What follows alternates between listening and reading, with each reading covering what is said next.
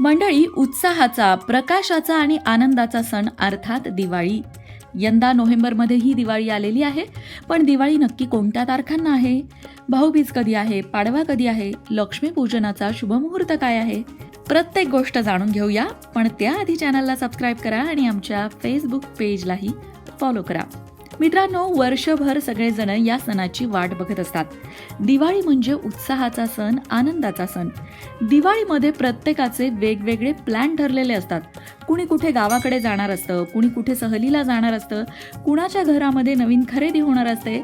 अशा अनेक गोष्टी दिवाळीला घडणार असतात आणि म्हणून घरामध्ये लहानांपासून मोठ्यांपर्यंत सगळेजण या दिवाळीची वाट बघत असतात. 2023 मध्ये अधिक मास आल्यामुळे दिवाळी जरा यंदा उशिराच आली, अर्थात नोव्हेंबरमध्ये आलेली आहे. दिवाळीची सुरुवात होते वसुबारसाने, अर्थात गाय वासराची पूजा करून दिवाळीची सुरुवात होते. वसुबारस यंदा आलेला आहे 9 नोव्हेंबरला. त्यानंतर 10 नोव्हेंबरला असणार आहे धनत्रयोदशी. धनत्रयोदशीच्या दिवशी धन्वंतरींची पूजा केली जाते, तर काही जणांकडे धनत्रयोदशीलाच लक्ष्मीपूजनही केलं जातं. या दिवशीच्या पूजनाचा शुभमुहूर्त असणार आहे 5:47 पासून 7:43 संध्याकाळी. त्यानंतर नरक चतुर्दशी आणि लक्ष्मीपूजन असणारे 12 नोव्हेंबर 2023ला रविवारी. हो, यंदा लक्ष्मीपूजन रविवारी आलंय, त्यामुळे लक्ष्मीपूजनाची सुट्टी बुडालेली आहे. बघूया शुभमुहूर्त काय आहे. संध्याकाळी 5:59 पासून ते 8:33 लक्ष्मीपूजनाचा मुहूर्त असणार आहे. त्यानंतर बलिप्रतिपदा आणि दिवाळी पाडवा आहे 14 नोव्हेंबर 2023ला. भाऊबीज आहे 15 नोव्हेंबर 2023ला. दिवाळीला लक्ष्मीपूजनाचं महत्त्व असतं. दिवाळीच्या दिवशी लक्ष्मीपूजन मोठ्या उत्साहाने घरोघरी केलं जातं. हा समृद्धीचा सण आहे.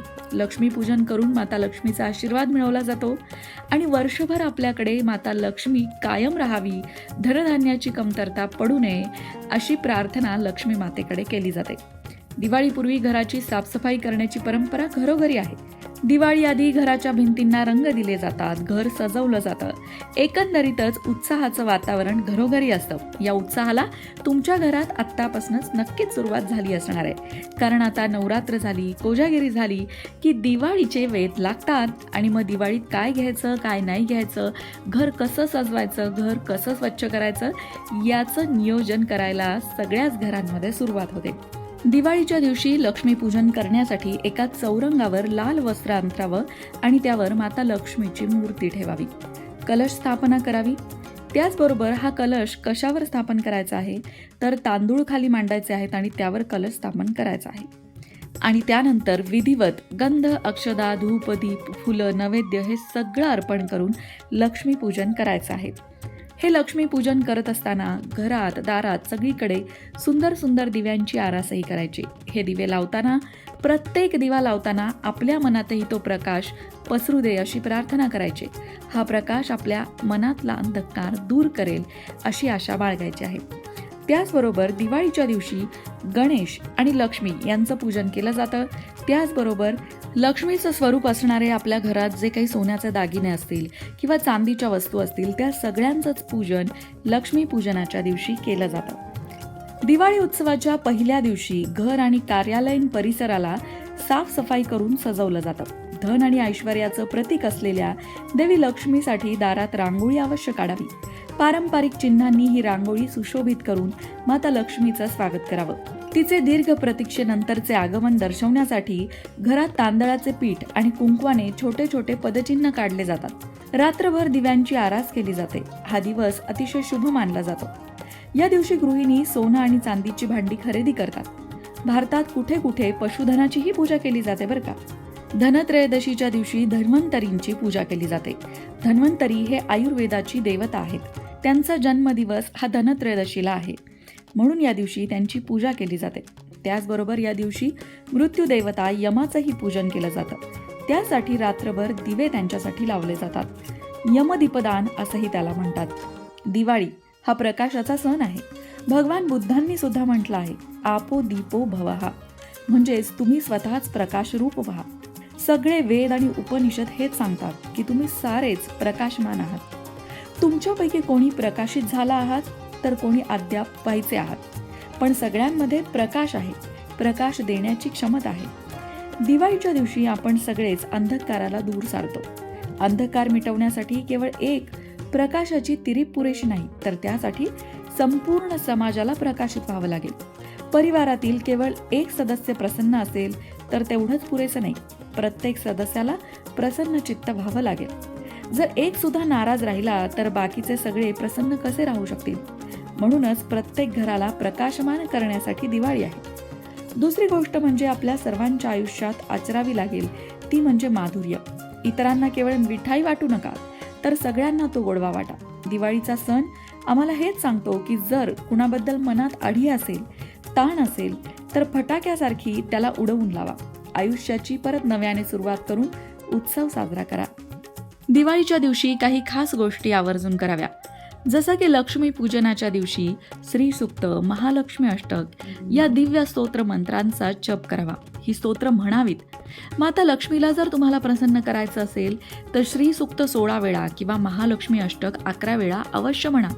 लक्ष्मी पूजन झाल्यानंतर तुम्ही हे म्हणू शकता. दिवाळी हा सण आपल्याला संधी देतो, ती म्हणजे माता लक्ष्मीची कृपा मिळवण्याची, आपल्या मनातल्या विकारांना दूर सारण्याची, आपल्या मनामध्ये आणि घरामध्ये प्रकाश पसरवण्याची. सणाचा मतितार्थ समजून घ्यायला हवा. कुठलाही सण साजरा करताना त्यामागे काय गर्भित अर्थ आहे, तो अर्थ जर आपण जाणून घेतला तर आपल्या आयुष्याला अर्थ प्राप्त होतो. दिवाळीमध्ये अर्थात माता लक्ष्मीची कृपा झाली तर घर धनधान्याने भरून जातं, यात शंकाच नाही. धनधान्य आणि समृद्धीने भरलेल्या घरामध्येच प्रकाशाचे किरण पसरत असतात. व्यक्ती जेव्हा दारिद्र्यमुक्त होते तेव्हा तिच्या मनामध्ये सकारात्मकता प्रवेश करते आणि मग ती आयुष्याचा सकारात्मक विचार करू लागते. आणि म्हणून दिवाळीत सगळ्यात पहिल्यांदा केली जाते माता लक्ष्मीची पूजा. माता लक्ष्मीला प्रसन्न करून घेतलं जातं. तिची कृपा झाल्यावर मग सगळीकडे आनंदी आनंदच असतो. त्यानंतर प्रकाशाच्या वाटेवर चालून ईश्वरापर्यंत पोहोचायचं असतं. प्रत्येक दिव्याचा प्रकाश हा आपल्याला नव्याने सुरुवात करण्याची संधी देत असतो आणि त्या संधीचा प्रत्येकाने लाभ घ्यायचा असतो.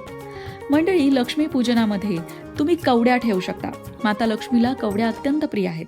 जेव्हा तुम्ही लक्ष्मी पूजन कराल तेव्हा माता लक्ष्मी समोर 5, 7 किंवा 11 कवड्या अवश्य ठेवा.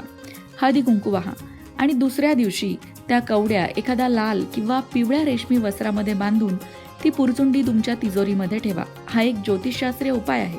हा उपाय केल्याने माता लक्ष्मी तुमची तिजोरी वर्षभर भरलेली असू देते, असा आशीर्वाद माता लक्ष्मीकडून तुम्हाला मिळेल. दिवाळीच्या दिवशी तुम्ही असे अनेक ज्योतिषशास्त्रीय उपाय करू शकता ज्यामुळे तुमच्या धनसंपत्तीत वाढ होईल. पण लक्षात घ्या, सगळ्यात महत्त्वाची गोष्ट आहे ती मनाला प्रसन्नता मिळणं. म्हणून माता लक्ष्मीकडे मनाचं ऐश्वर्य मागा, मनाची प्रसन्नता मागा. मग परिस्थिती कशीही असू द्या, तुमचं मन तुम्हाला नेहमीच प्रसन्न ठेवेल. अशाच प्रकारच्या माहितीपूर्ण व्हिडिओंसाठी लोकमत भक्ती चॅनलला सबस्क्राईब करा आणि बेल आयकॉनवर सुद्धा क्लिक करा, म्हणजे आमच्या नवनवीन व्हिडिओचं नोटिफिकेशन तुम्हाला मिळत राहील. तसंच योग्य आध्यात्मिक मार्गदर्शनासाठी लोकमत भक्तीच्या फेसबुक पेजला फॉलो करायला विसरू नका.